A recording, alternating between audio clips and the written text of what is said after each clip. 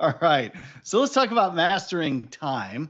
And we look globally at the sustainable business growth system here. The multiplying time is a part of courageous insight, and in particular, purposeful presence. So when we are very intentional, very purposeful about how we apply our time, talent, and energy, then our time is going to be more effective and we're going to get more done and to a higher payoff than if we are mired down in stuff that is less impactful. So that's part of what purposeful presence is all about, making sure that we are using our time, talent, and energy to their greatest effect. And if we have some challenges, find some challenges doing this, we're not alone. When it comes to how ruthlessly do you manage your time, talent, and energy, 72% of executives report that their days are consumed in meetings. And only 20% say they really feel like they are governing their time, talent, and energy. So a lot of this time just sucked away in meetings. And we can talk more about how to make meetings more efficient during the Q&A. When you looks at what percentage of your time is focused on high value tasks, leaders say that 60% of my time is focused on high value tasks, similar to what Michelangelo is saying. We have all of these weeds and things that are tying us down, that are weighing us down. We have all these additional rocks in a rucksack that we don't need, that are slowing us down.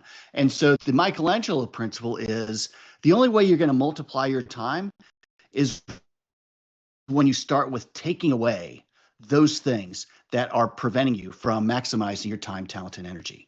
So let's start with stripping away the crap, the encumbering stuff, which is going to liberate us to focus our time in areas that is a higher payoff. So that's the Michelangelo principle.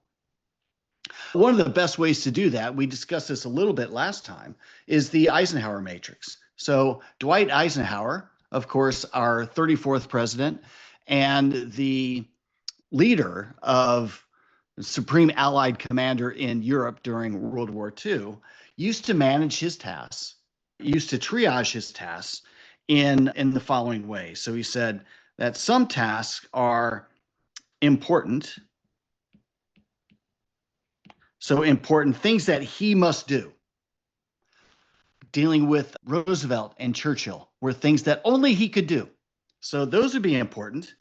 And then the other axis is urgency. So in this case, it is urgent here and not urgent over here. And so this would form 4 essentially baskets of time that he could align his tasks against. And so if it's in the upper, let's start with the lower left. If it is not important to him, which means either it was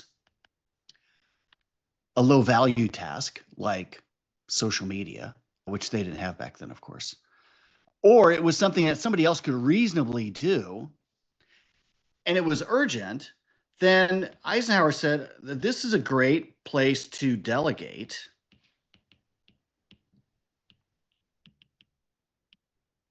or delay or even delete.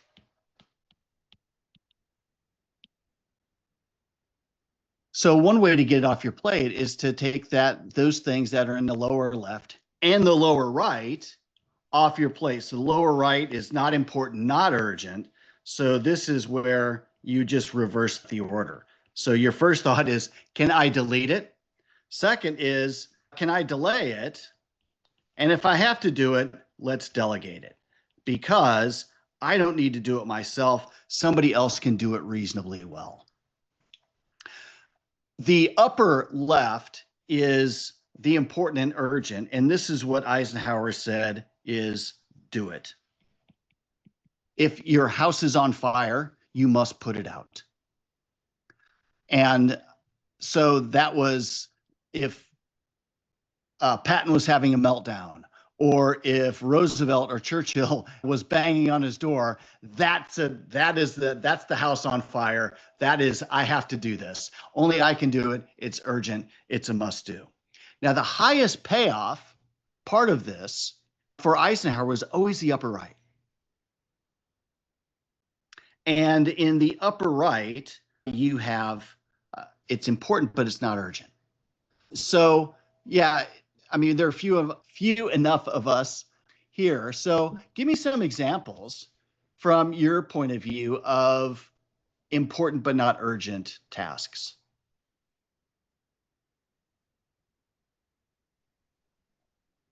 Yeah, just go ahead. Longer range planning. Okay, long range planning is a great, strategy, planning. Brilliant. What else?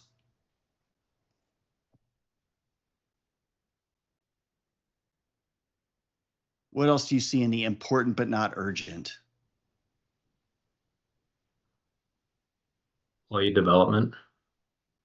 Yeah, leader development. Leader or employee development. Awesome.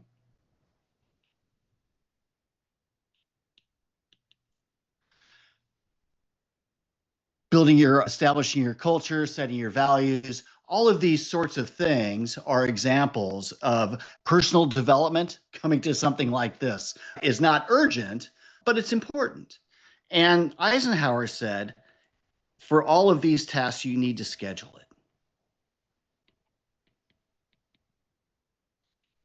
Because you've got to get it on the calendar. If you don't schedule it and you don't create a forcing function to make sure it happens, then it's just going to get kicked down the road.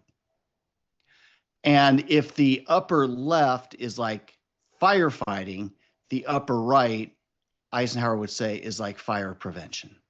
And the more fire prevention you do, the less firefighting you have to do. So one of the best ways to multiply your time is to do this, is to schedule those important but not urgent things, because all of the other important and urgent, you'll find time to do that.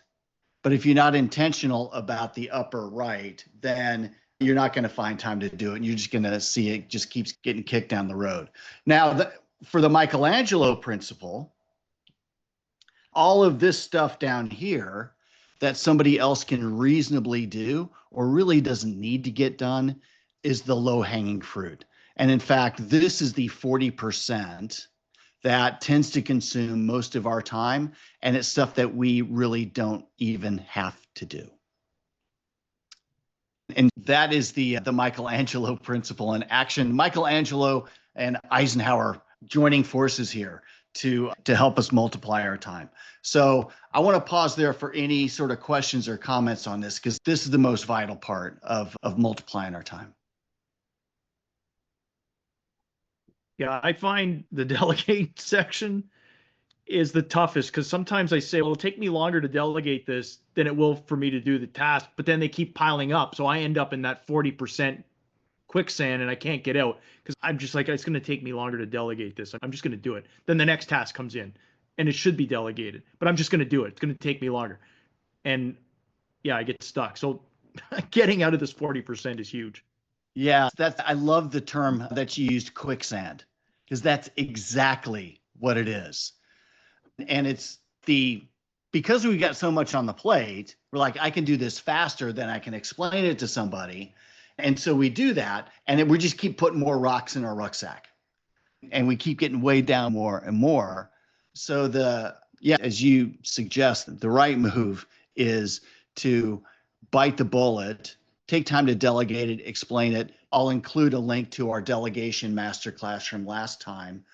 And it's all of that stuff that's gonna free up your time. Maybe not in the immediate run, but certainly over the longer term.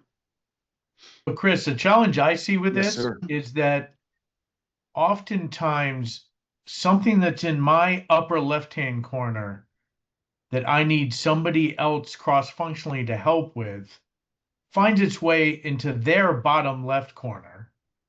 Yes. And vice versa. the things that I want to delegate, delay, or delete might be important to a team member in a different part of the company. So we end up having a mismatch between the upper left and upper right of me, my function, and everybody else in other functions. So as a team, figuring out the quadrants is way harder than planning It myself. is. And in a matrix or cross-functional organization, you actually don't have teams. What you have are committees. Yes. And it's exactly what you described, because on a team, if you were truly a team, we have the same goals and the same objectives. We get rewarded for achieving them, or we feel bad when we don't. And we do that equally and collectively. In a committee, everybody's got their own agenda and they've got their own priorities. And in a committee, some people can win and some people can lose and some people can be somewhere in between. And so what you have, you actually don't have a team, you have a committee. And yeah, that's a different management. Yeah, that's a different leadership task. So that insight, I'm running our strategic offsite for our company. And I'm going to start out by saying, we are not a team. According to Chris Calenda, we are not a team. If you do the offsite at Antietam and Gettysburg, then we could certainly tee up this discussion and show the difference. We're doing it at Santa Cruz, but that is a big deal. Here's why we're a committee, not a team. Therefore, we need to have common goals such that the upper right and upper left align with all of us. Yeah, this is exactly why matrix organizations, they have a hard time with accountability. Cross-functional teams that have a hard time with accountability and time management and getting stuff done is exactly what you described. And we think we're a team, and then you've got all the frustrations associated with not being able to get anything done when you actually have a committee. And so you've got to manage those tasks. You've got to manage those tasks differently, and you've got to create perhaps different incentives so that you get a little bit better alignment. Wow. And we can talk more about that, but cool. Yeah, it's a huge affliction. Okay. The second, as we continue on multiplying our time. So once we've gotten stuff off the plate through the Michelangelo Principle and using the Eisenhower Matrix to triage what we're doing. And I encourage everybody to do a time audit. Look at the last couple weeks, look at the last month or so, and do an audit. Put the tasks in this matrix. Everything that's on your calendar, put it in the matrix. Stuff that you've done, put it in the matrix, and see where your stuff falls out. It's fascinating how much you will find stuff beneath the equator. And of course, that's your low-hanging fruit. Okay. So once we get stuff off the plate, the next thing we do is set kind boundaries. So strong fences around our time gives us the freedom to roam these wide open spaces. And so this is actually a picture of the Antietam battlefield, what was called the Bloody Lane, and what are strong fences. And so strong fences, some of the ways to operationalize that is, first of all, when we have our calendars, is block time. Block time for our schedule tasks are important but not urgent. Block time for you to do things as CEOs, as senior leaders. Block that time and don't let anybody violate it. So that's your time to do things that only you can do. Second is setting kind boundaries, is scheduling time to exercise. And maybe it's a certain time, like, hey, after X amount of time, I'm an evening workout person. So I take Duke for a walk at about 4:30 or 5 o'clock, and then I go to the gym. And I try unfailingly every day to do that routine. And so when somebody wants me to do something at 4:30 or 5 o'clock, I just say, no, I have a commitment. Now, they don't have to know what that commitment is. It's my commitment. It's my commitment to my dog Duke, and it's also my commitment to me. The same way if I'm going to go out on a date with Nicole, my wife, I can put that on the calendar and just say, I got a commitment. So no is a complete sentence. And we make our no's easier when we block our calendars with commitments that we make to ourselves and our loved ones, because oftentimes those are the two that we tend to sacrifice first. So setting boundaries around our time and fencing those are going to help us focus on things that have high payoff and reduce the kind of things that may bog us down. The other thing about kind boundaries is oftentimes, and all of us here are people that have a strong spirit of service. Service is one of my strongest values and things that I believe in. And so it can be very easy to become the easy button for people. Hey, JD, can you do this? Oh, sure, I'll take it out. I'll put it on my plate. Hey, can you do this volunteer activity? Oh, sure, I'll put that on my plate. And so that's one of the ways that we keep putting rocks in our rucksack that maybe don't have a high payoff or don't bring us joy. And so just saying no to those things in a kind way. No, I've got my nonprofit dance card is full. No, I've got commitments at this time and I'm not able to help in that way. There might be a different way that you could support that doesn't have a huge investment in your time, even if it's referring them to somebody else. So I try to look at it as, am I the only person on the planet that can do this? And is this something that is personally or professionally important to me? And if the answer is yes to both of those, then I'll take it on. But if somebody can do it equally well, or it's not that important to me, it's probably important to somebody else and something somebody else could do equally well and would bring them great joy. So I would be robbing them of that opportunity if I took it on myself and then was miserable while doing it. So setting those kind boundaries will protect our time and then do those things that keep us in our zone of genius. So do the things that we love and we're good at. So our zone of genius is made up of, used different color, made up of what we love to do. So our natural talents.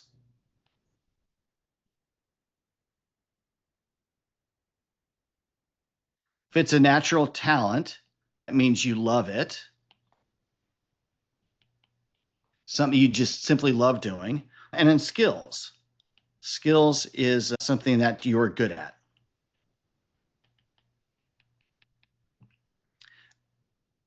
And so this gives us four situations for what we are doing and where we're devoting our time on to what tasks.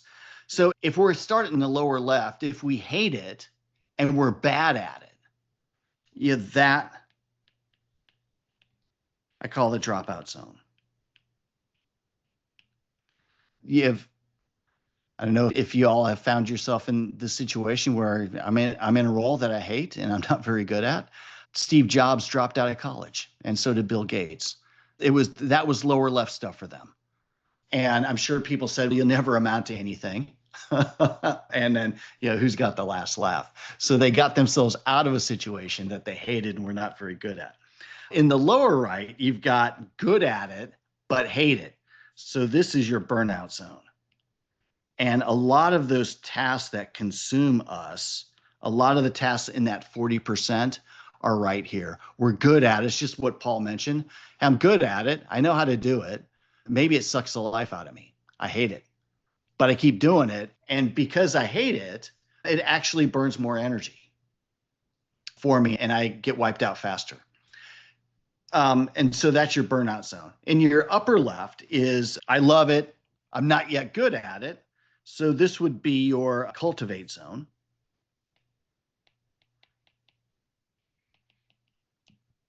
So maybe it's something that you want to develop the skills to fully exploit it. Your sweet spot, your zone of genius is, of course, in the upper right. I love it. I'm good at it. This is your zone of genius. And the more we focus ourselves in the upper right, the more productive we are, the more joyful we are, and doing these things gives us more energy. And within our teams, we can actually use this as a triage and say, okay, given all of these tasks, where do these different tasks fit in on these 4 quadrants for you? Because chances are something that sucks the life out of you is going to bring somebody else absolute joy. And they're going to love it. Like Excel spreadsheets, they suck the life out of me. I am not an Excel guy. It sucks the life out of me. My wife, Nicole, loves Excel spreadsheets. She could nerd out on that stuff all day, pivot tables and all of that stuff. And it's like, hey, anything that requires Excel, like she does. And she loves doing it. And I love the fact that she loves doing it because that means I don't have to do it. All the finance stuff, QuickBooks and everything like that sucks the life out of me. She could nerd out on that stuff all day. And so finding those, looking at the team, there's no merit badge for doing things that suck. And looking at your team and looking at the tasks that you've got to do and aligning those tasks so they're in different people's zone of genius is going to not only make you more productive, but also your entire team.